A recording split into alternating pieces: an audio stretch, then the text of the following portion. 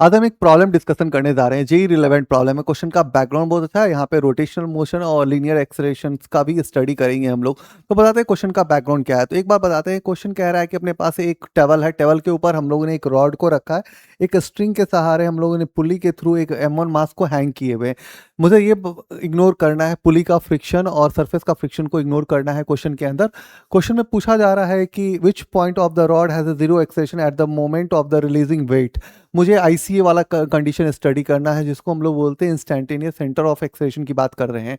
दूसरा बात करना है कि मुझे इस रॉड के सेंटर पे एक्सेलरेशन कैलकुलेट करना है, जो मैक्सिमम एक्सेलरेशन का वैल्यू होगा वो क्या होगा।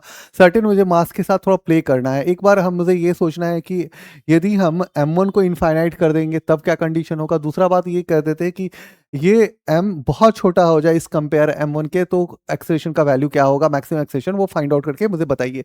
तो चलो हम क्वेश्चन को हैंडल करने के लिए क्या करते हैं, सबसे पहले डायग्राम ड्रॉ करते हैं। सबसे पहले हम क्या बनाएंगे, एक टेबल बनाते हैं। ये अपने पास एक टेबल है, ये हमारे पास एक टेबल है। टेबल पे हम ये सब काम कर लेते हैं थोड़ा, ठीक है। यहाँ पे एक रॉड रखा हुआ है, ठीक है। यहाँ पे एक स्ट्रिंग के सहारे हम लोगों ने पुली के थ्रू क्या किए हैं, एक M1 मास को हैंग किए हुए हैं, ठीक है जी।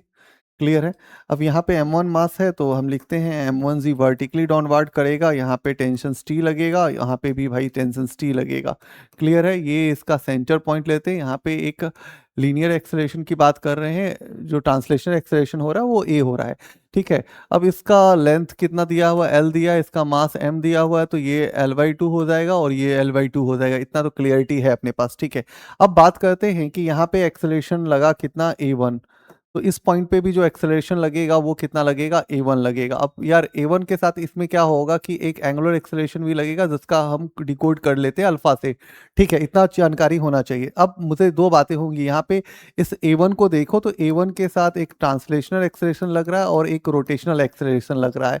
इन दोनों का कंबाइंड स्टडी करना पड़ेगा यहाँ पे जाकर के मुझे, ठीक है। सबसे पहले हम क्या करते हैं, जनरल इक्वेशंस की बात करते हैं। तो हम लिखेंगे m1z minus T equal to m1a। पहला इक्वेशन हम काम कर लिए।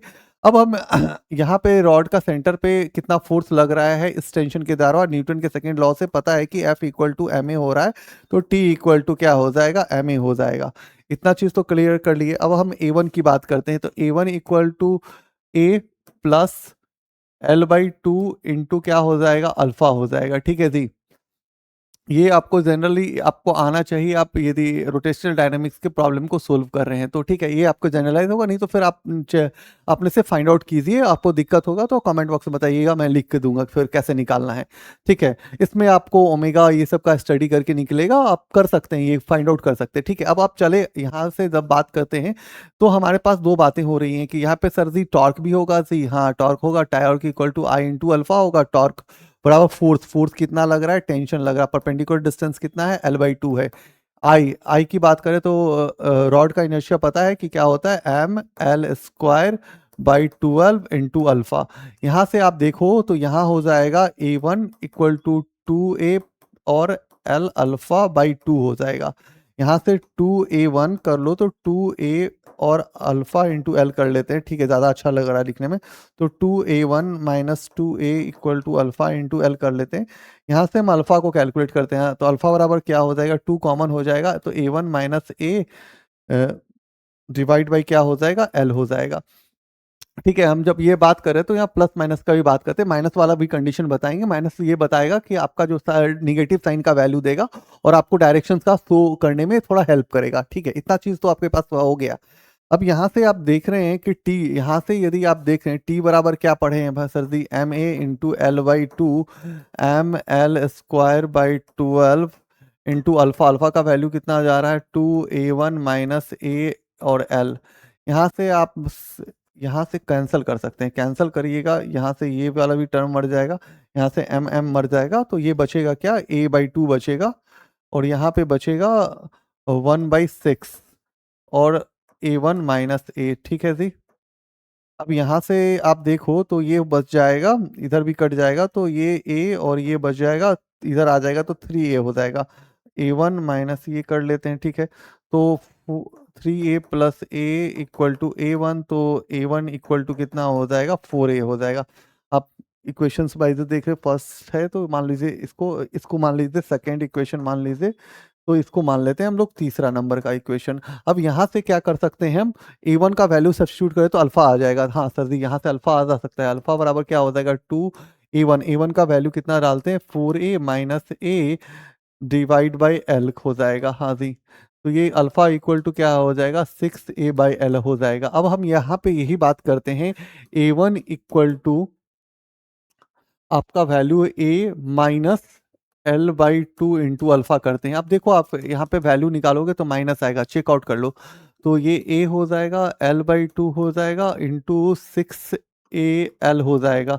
यहाँ से एल एल कट जाएगा, यहाँ पे से हो जाएगा, तो a1 a माइनस कितना बच जाएगा, 3a बच जाएगा। तो a1 इक्वल टू क्या हो जाएगा, -2a। तो ये आपको डायरेक्शन लेने में थोड़ा हेल्प कर सकता है कि आपका डायरेक्शन जो रॉड का होगा, जब आप एंगुलर एक्सेलरेशन देख रहे हो तो इधर की तरफ डायरेक्शन होगा, ये आपको थोड़ा हेल्प कर देगा। ठीक है, अब आप आते हैं कि यहाँ पे सबसे पहला इंपॉर्टेंट बात कि ये सब आप फाइंड आउट कर लिए, आपको दो चीज़ें यहाँ से निकला है। क्या क्या निकला है, तो आपके पास निकला है अल्फा। अल्फा कितना निकला है, तो अल्फा निकला है l/6 आई थिंक। अल्फा कितना निकला है, 6a/l। हाँ, अल्फा कितना निकला है, 6a/l निकला है। दूसरा निकला है कि आप a1 निकाले हैं, तो a1 इक्वल टू कितना निकाले हैं, 4a। तो आप देखो a1 इक्वल टू कितना निकाले हैं, 4a निकाले हैं। ठीक है, अब आपसे पूछा जा रहा है कि वो पॉइंट बता दीजिए जिस पॉइंट पे आपका एक्सेलरेशन जीरो होने वाला है, वो पॉइंट्स आप फाइंड आउट करके बताइए। तो सबसे पहले आप क्या कीजिए कि आपको कोऑर्डिनेट ही बोल रहा है, तो आप ये सोचिए कि ये रॉड था, रॉड का को आप लोगों ने a1 एक्सेलरेशन से खींचा था, तो ये 4a हो गया। ये एक्सप्रेशन ए लग रहा है, तो इस यहाँ से यहाँ तक यदि हम मान लेते हैं कि x दूरी है, तो यहाँ पे जो a रिलेटिव हो जाएगा वो कितना हो जाएगा, तो ये -a हो जाएगा। अब ये दोनों एक दूसरे को कैंसल आउट कर देगा, तभी आपका एक्सप्रेशन जीरो हो सकता है। तो इस कंडीशंस पे आप जब आते हैं तो आपको पता है कि v equal to sir ji omega into r होता है, ओमेगा इंटू आर होता है, और alpha equal to omega into t होता है। इस दो कंडीशन से आप क्या निकालोगे, एक्सलेशन ए इक्वल टू निकालोगे, और एक्सलेशन कितना हो जाएगा, एक्स इंटू अल्फा हो जाएगा। ठीक है जी, अब a equal to x, x की बात तो निकालनी है, और अल्फा का वैल्यू देखो तो अल्फा का वैल्यू है 6a/l है। यहाँ से a और a मर जाएगा, तो ये l, यहाँ से l लिख लीजिए, l इक्वल टू 6x कर लीजिए, तो x इक्वल टू क्या हो जाएगा, तो l/6। वो इसी पॉइंट पे आपका जो एक्सलेशन होगा जीरो हो जाएगा। क्लियर है, इतना चीज आपको समझ में आ गया। अब रहा तीसरा पार्ट जो आप हैंडल करना चाहते हैं कि भाई उनका रॉड के सेंटर पे एक्सलेशन का वैल्यू कितना होगा, वो कैलकुलेट कीजिए। सबसे पहले आप देख लीजिए कि सबसे पहले आपको ये सोचना होगा m1 माइनस टी m1a लग रहा है। ठीक है जी, आप यहाँ से देखिए m1z और टेंशन का वैल्यू कितना निकाले थे, ma इक्वल टू m1a। ठीक है, तो यहाँ से आप सबसे पहले काम कर सकते हैं, sir ji m1z equal to m1a plus ma। ठीक है जी, यहाँ से a आपका क्या आ जाएगा, m1z डिवाइड में क्या हो जाएगा, m1 प्लस m हो जाएगा। और कुछ तो नहीं जी, नहीं। ठीक है, इतना आ गया एक्सेलेरेशन का वैल्यू। ठीक है ना, इतना एक्सेलेरेशन का वैल्यू आ गया। अब आप बात करते हैं सबसे पहले कंडीशंस पे आइए। आप कहते हैं सबसे पहले कि m1 इन्फिनिटी हो जाए की बात करें, तो m divide by m1 tends to zero हो जाएगा। अब यहाँ पे एक्सेलरेशन निकाल रहे हैं, तो एक्सेलरेशन की बात करेंगे तो एक मिनट, हमारे पास t है और यहाँ पे एक्सेलरेशन लगा है a1 सर जी। ठीक है ना, तो यहाँ पे एक्सेलरेशन a1 लगा है। ठीक है, एक मिनट एक मिनट, यहाँ से थोड़ा सोचना पड़ेगा। तो यहाँ से मेरे को पता है कि m1z, और यहाँ हो जाएगा m1a1, और यहाँ हो जाएगा ma। और यहाँ से आप कर सकते हैं क्या, यहाँ वाला रिलेशन देख सकते हैं। तो ये हो जाएगा m1z, और यहाँ पे हो जाएगा m1 और a1। a1 का वैल्यू कितना हो जाएगा, 4a। तो यहाँ से 4a प्लस ma। थोड़ा ज़्यादा जनरलाइज करना पड़ेगा, अब वहाँ से कंडीशन को सेट करना है। तो अभी हम यहाँ से क्या करेंगे, सबसे पहला काम करेंगे कि यहाँ पे लिखेंगे m1z डिवाइड में हम क्या लिखेंगे, 4m1 प्लस m, और ये किसके बराबर हो जाएगा, एक्सेलरेशन के बराबर हो जाएगा। चलिए इतना काम तो कर ही लेंगे। ठीक है, अब आप यहाँ पे आते हैं m1 इन्फिनिटी और m/1। हाँ, तो अब यहाँ से बात करते हैं, यहाँ हो जाएगा sir ji m1z divide by 4m1, 4m1 divide में हम क्या कर लेते हैं, 4m1 डिवाइड में हम कर लेते हैं यहाँ पे इसको m1 से, ठीक है जी। और यहाँ पे हम क्या कर लेते हैं m/m1, ठीक है। ठीक है, तो m/m1 की बात करोगे तो यहाँ पे m/m1 तो ये 0 हो गया, तो एक्सेलरेशन कितना आ जाएगा जी, g/4 हो जाएगा। क्लियर है, यहाँ से एक्सेलरेशन तो g/4 हो जाएगा। अब कहते हैं कि m बहुत छोटा हो जाए m1 से, तो भाई फिर भी एक्सेलरेशन कितना हो जाएगा, बहुत छोटा हो जाएगा। तो आप यहाँ से देख लीजिए, बहुत छोटा हो जाएगा तो नेगलेक्ट मार लिए तब पर भी एक्सेलरेशन क्या हो जाएगा, g/4 हो जाएगा। मतलब कि आप मास के साथ छेड़छाड़ भी कर रहे हैं तो आपका एक्सेलरेशन जो हो रहा है वो स्टिल g/4 हो रहा है। तो इस क्वेश्चन में दो चेंजेस तो आपको क्लियरली, और यहाँ पे ये नेगेटिव ये बता रहा है कि यहाँ पे जो आपका डायरेक्शन है वो अपोजिट डायरेक्शन में। आप देखो कि यहाँ से यदि आप यहाँ से ये सोचते a प्लस माइनस a, तो आपका क्या हो जाएगा भाई साहब, 0 ही हो जाएगा ना। तो आप ये बेसिकली ये काउंटर कर रहा है एक दूसरे को बैलेंस करने के लिए, जो काउंटर करना थोड़ा सही वर्ड नहीं होगा, ये एक दूसरे को कैंसल आउट कर रहा है, ठीक है ना। वो एक दूसरे को कैंसल हो रहा है, जिसके कारण आपका जो एक्सप्रेशन हो रहा है इस पॉइंट पे 0 हो रहा है। वो पॉइंट कितना हो रहा है, तो वो पॉइंट हो रहा है आपका सर्टेन, आपने जस्ट कैलकुलेट किया था, जस्ट आपने ये पॉइंट कैलकुलेट किया था, ये पॉइंट पे आपका जो होगा एक्सप्रेशन 0 हो जाएगा।